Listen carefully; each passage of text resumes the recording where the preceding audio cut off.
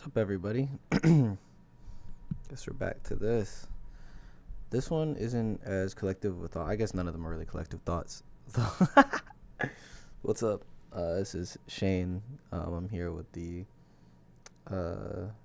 Trying to See Me Like You Do podcast. Today I want to talk about guilt, integrity, following through, ADHD to some extent, self-control. I'm going to try and touch on all these in a good span of like 10 minutes. I try to make these like 10 minutes because I could go on for forever, but I live in a busy household where it's like people could come in at any time and stuff like that. So just if I make them short, sweet, and concise, it's a lot easier to get off my plate in my mind. Okay, so here we go. I've been feeling really weird. So at the beginning of the year, I had like a little episode. I've had a few like kind of breakdowns this year. That this actually led to the first episode of this podcast. The first episode was in response to a breakdown I'd kind of had just to my own self and self-worth and just kind of like panic attack. Sorry, I moved the mic a little bit, but and so I had this breakdown that led me to being a very joyous person, which is really, really weird. I just had this thing of like loving myself, and I existed in a really cool state of love. I felt like really, really high, like a high of just self-love and just excitement that ultimately dwindled, and I had to pick back up. I've picked back up at like two, three times now, and so once again, I'm going through the struggle where I'm like not being congruent with the habits that I gave myself after this first like thing. Which, interesting enough, kind of sidebar, I notice how I keep, like, when I talk to myself about this integrity thing, I keep referencing it back to, like, you just want to feel the way you felt in that first, like, paradigm. And as a ENFP, I'm often chasing the feelings of things versus just the congruency with things. I think I may not always feel the joy that I felt in that moment, but to be congruent with it, I know makes me feel like, or makes me perceive myself to be a better person. And so I often question, I'm like, am I doing this for the feeling or am I doing this because it's truly better? So there's a sidebar. But anyways, recently I've been backing up on it again. And I've been reflecting on this because I had the same thing kind of happen last year where I was like, I want to do a lot better. And I did better for like the first 3 weeks or probably like 3 months really. Just slowly it started fading. And I faded so much that I got to this point where I beat myself up, and it was easier just to like, you already failed here, fail other places, and go into these, just not be congruent with the habits that I wanted, and just fault into the person that I didn't want to be. I had a conversation like this with my buddy Will, and we talked about it, and he's like, well, ADHD person, it's not your fault. You have no self-control. ADHD people like don't have the self-control.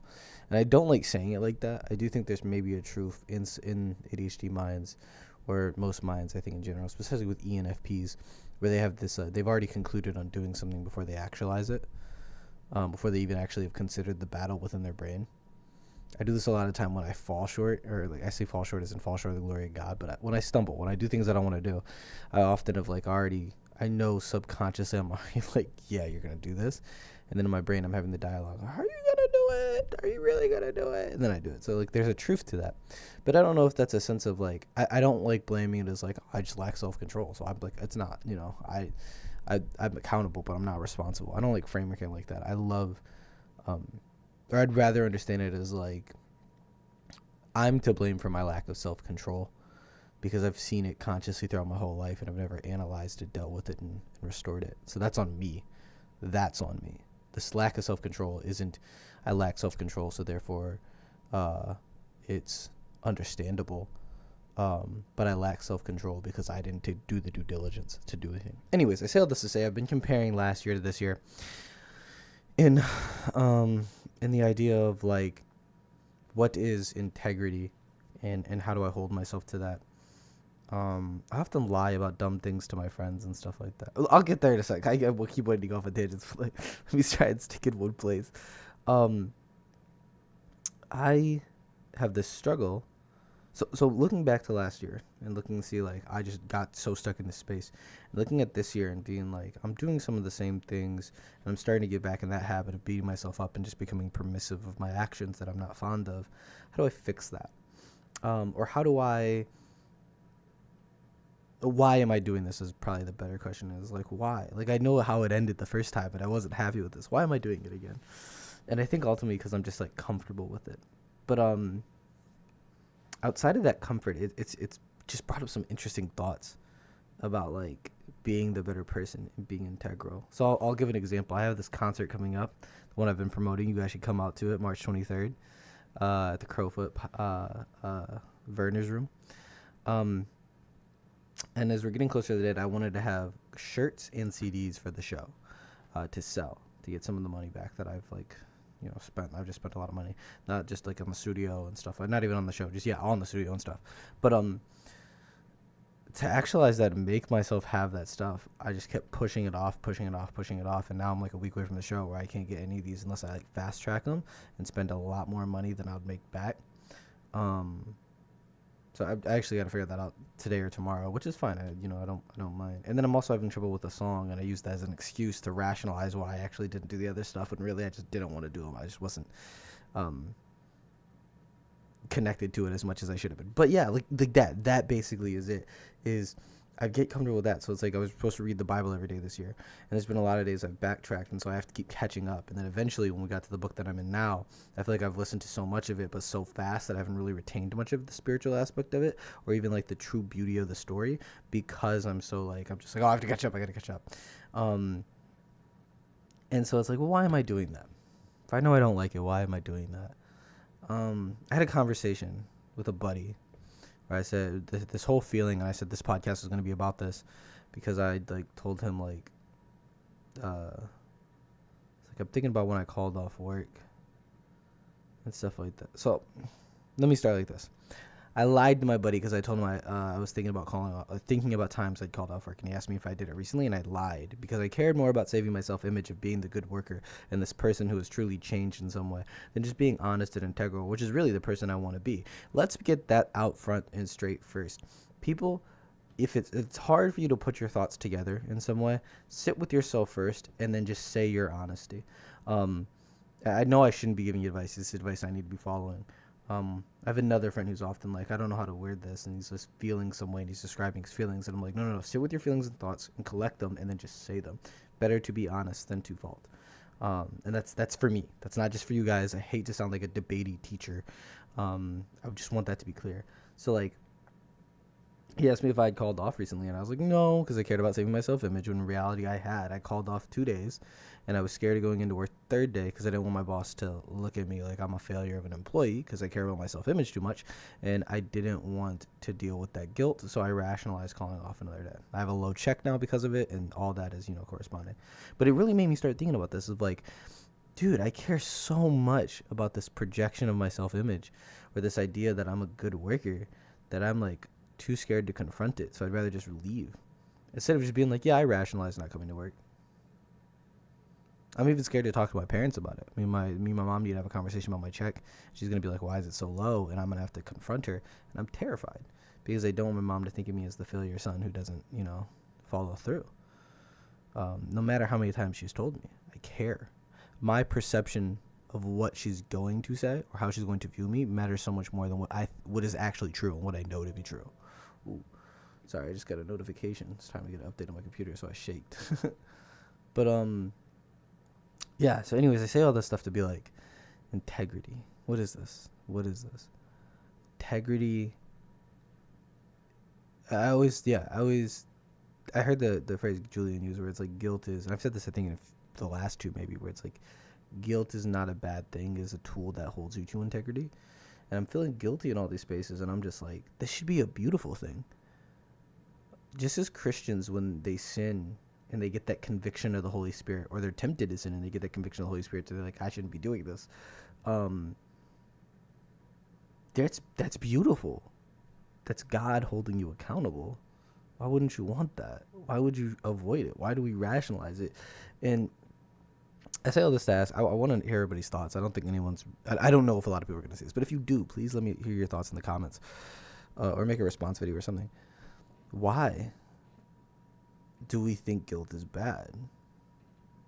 Why, we shouldn't be guilt. We shouldn't think guilt is bad. It is beautiful to be held to the integrity and standard. It's okay if you mess up. You are human. That is why the guilt is there, to be like, hey, you're human. It's okay. Come back.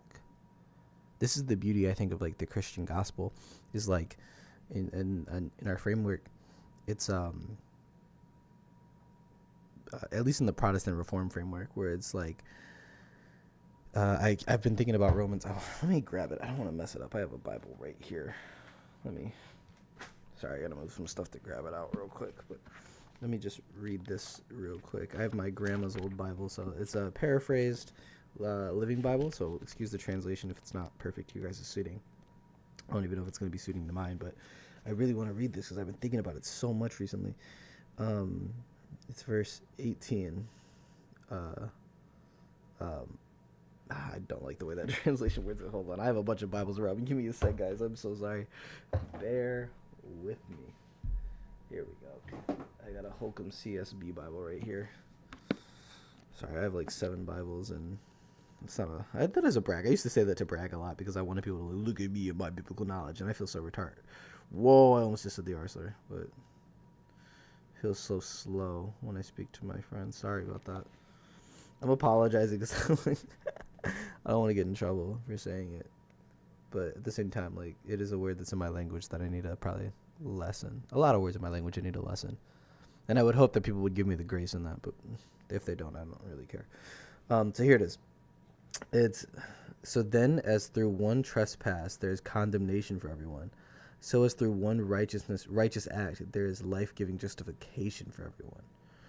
For just as through one man's disobedience the many were made sinners, so also through one man's obedience the many will be made righteous. That to me is like beautiful. It is not about necessarily what I do, it's how I respond to what's been done to me. And I think that's like, that's even the same for myself. When I go into so in the Christian way, it's like Jesus died for me. I am now seen as righteous through his righteousness being imputed to me. It's called the doctrine of imputation. And it's the same in my life. If I mess up yesterday, today, right, through that man's disobedience, through my yesterday's disobedience. I know it's in reference, I'm using a parallel here, and please don't, all the Christians don't get theological savvy with me, but it's talking about Adam. But in my reference of like, in my disobedience, right, through one man's disobedience, I'm made a sinner. But in remembering of what Christ has done for me, I'm made righteous, right? And that's the thing. There's a new day start. I can feel guilty about yesterday, and the goal is to get back to the standard that I want to live by, because there's a goodness that has been given to me that I want to exist in.